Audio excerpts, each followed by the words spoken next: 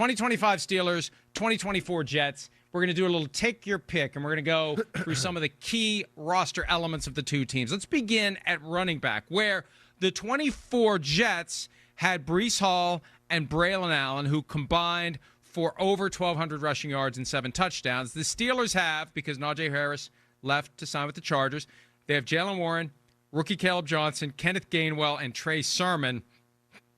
Which is better of the two? I mean, last year's Jets, those running backs there. I don't think there's any question about that. I mean, Caleb Johnson has some potential from Iowa, the draft pick that the Pittsburgh Steelers took at running back. He's a guy that could be a big play guy, but we haven't seen that yet. He's not necessarily the most physical runner in the world. No, I would take Braylon Allen. And Breece Hall, as you know, is one of the most explosive running backs in all of football. He's one of those few guys that can really score from anywhere on the football field. So, yes, I would go with the Jets RBs as it stands right now, for sure. Absolutely. And just think of how this year's Jets, where they're committed to the run, and they're going to use 3 guys. And Aaron Glenn has stuck to that. The running game this year is going to be even better than last year, but last year's running game better than this year's Steelers run game. I agree with you, and that's why when you were talking about maybe they'll make a trade at some point, maybe they'll make a move. Maybe there's somebody they get even before week 1 who's out there that could be available. I don't know of anyone without looking through the depth charts and looking at the contract situations. Maybe there is someone that they could pluck away from another team and upgrade their run game before we even get to that game against the Jets. Yeah, no, you're exactly right. I mean, I think that could be one of those things that you get halfway through training camp, a team starts to realize hey, we're good at running back. Man, our 3rd or 4th running back, he might be a little, discontent and angry. We don't need this hovering over us. Let's try to trade him. It could be one of those type of situations, receiver or running back, that could help the Steelers out. You don't even have to trade for J.K. Dobbins, who rehabbed a torn Achilles tendon with Aaron Rodgers at the same place in California in 2023. So they've spent time together. He was on with McAfee at one point, and here comes J.K. Dobbins into the room. And Dobbins is available. Visited with the Broncos last week. He's out there. J.K. Dobbins is a guy that you could add to that mix in Pittsburgh right away and make them better. He could definitely be in the mix, but how much better? That's the thing with J.K. Dobbins. Like what you mentioned last week, the injuries, where is he at? Is he capable of being the explosive player that we once saw early on in Baltimore? You know how that is. That's a scary thing, right? And they might be looking for a little bit more of something of a guaranteed commodity, a bigger guy or whatever, not an injury history that they can really depend on. I would be a little scared of J.K. Dobbins because of some of those reasons.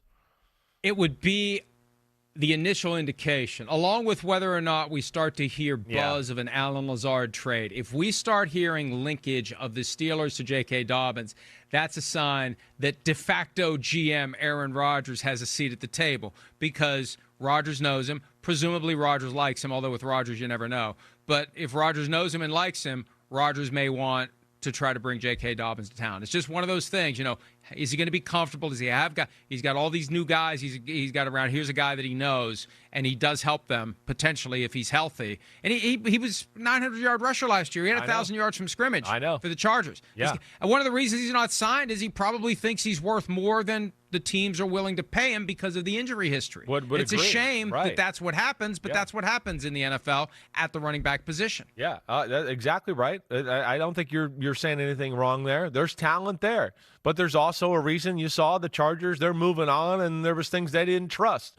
And that's what's scary, especially about not a real big bell cow between the tackles, bruiser type running back who is dependent on that speed.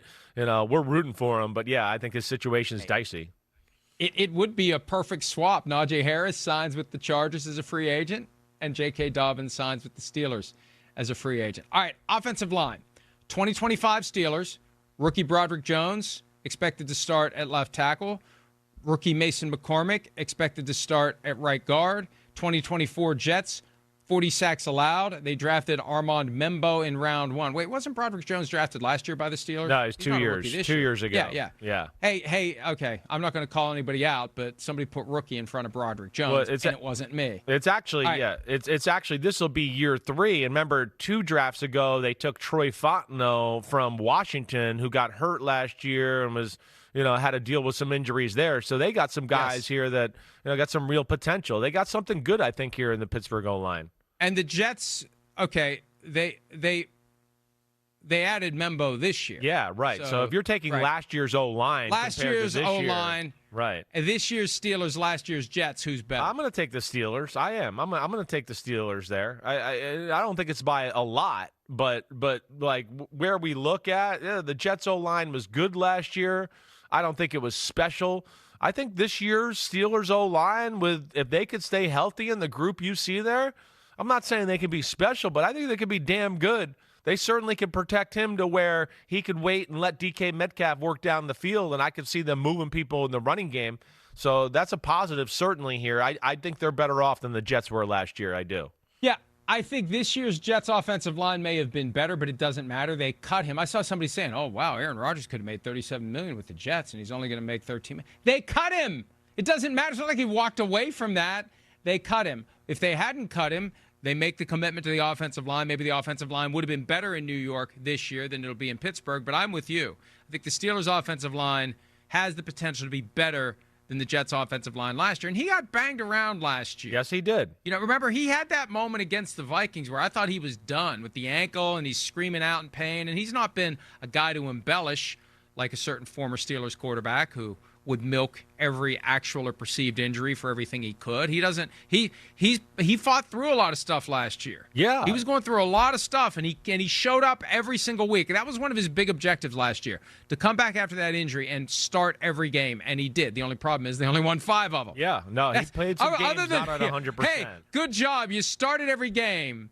And we won 5. Yeah. But it wasn't on him. Look, once the owner started messing around last year, that's what screwed up the Jets. This year, I agree with you. Steelers' offensive line, which is a key piece of keeping Aaron Rodgers upright and in one piece, better than the Jets. Yeah, they have an attitude already instilled into them. They have an attitude. Just even last year. I mean, because they haven't had great quarterback play, they've had to rely on a smash-mouth running game. That's what they've had to do, even when it's not been great. And Najee Harris, as we've discussed, I mean, he could have a hole the size of 3 trucks. He's not going to break away for a huge gain. But they have a different type of up-yours type of attitude that I think is being instilled with the Jets right now, but definitely wasn't there last year with Rodgers. Pass catchers. Yeah. Last year, he had Garrett Wilson, who wanted out if Rodgers was coming back, even though he did have over 1,000 receiving yards. Devontae Adams came via trade. Alan Lazard, Tyler Conklin. Conklin has since left the Jets as well. This year, right now, he has DK Metcalf, not too shabby. Yep. Robert Woods, who's penciled in at number 2 just because they don't have anyone else. Calvin Austin III, Pat Freiermuth at tight end. They may be trading for Jonnu Smith. That comes and goes and comes and goes, and who the hell knows what they're going to do. Which group of receivers right now, snapshot right now, Steelers, which one's better, last year's Jets or this year's Steelers? Jets? That's not debatable, I don't think. You just the Garrett Wilson, Devontae Adams. Devontae Adams was going to have 1,000 yards last year if he didn't, sit out a bunch of games with the Raiders as he was waiting to be traded and all that too. So they had a little something there. The one thing you look at, and you've mentioned it already to start the show and earlier on, is they need another guy. They need somebody else in their skill position group. They need one more guy. They do. And hopefully a Roman Wilson, like we talked about last week or 2 weeks ago, the draft pick from Michigan, he could be a guy that could help out the wide receiver room as well. But other than DK Metcalf right now, it's underwhelming. Calvin Austin III has his moments. He's a good little gadget guy, but I don't think he's a guy that you're going to put the meat and potatoes of the offense around or anything like that. They need something else there. So, I'll go with last year's Jets over this year's Steelers. There's so many questions that could be asked of Rodgers tomorrow when he has his introductory press availability, whether it's on the field after practice, in the locker room after practice, or he goes to the press room. And it is odd that they're wedging it into an otherwise normal workday of mandatory minicamp instead of doing it today. They could have done it today, and it would have been a bigger deal. Have him show up, to the room and have everybody there, and we'll see what kind of questions the assembled media asks. We'll see if they're as aggressive and rough and tumble as the New York media was 2 years ago, when they were throwing high heat at Rodgers the whole time. But one of the questions that could be asked, did they talk to you at all about the Pickens trade? What are your thoughts on the Pickens trade? Do you wish George Pickens was here? Yeah. Or are you fine that he's gone? Did they ask you? I mean, you could ask 10 questions about what he knew and when he knew it about the Pickens trade. But I'd like to know what he thought about George Pickens, because you look at those receivers, you give him George Pickens, that's a better group. Yeah, but those are the things that I would think during that meeting 7 or 8 weeks ago that they were like, hey, he's gonna not be here. We got calls with him. We'll tell you why he's not going to be here. And he probably heard enough and was like, okay, sounds good. We don't need him. See you later. So I would think he was privy to that type of information, sure. But you're right. There's some things I want to hear. Hi, it's Mike Florio. Thanks for watching PFT on YouTube. Hit subscribe for the latest news and analysis from Pro Football Talk.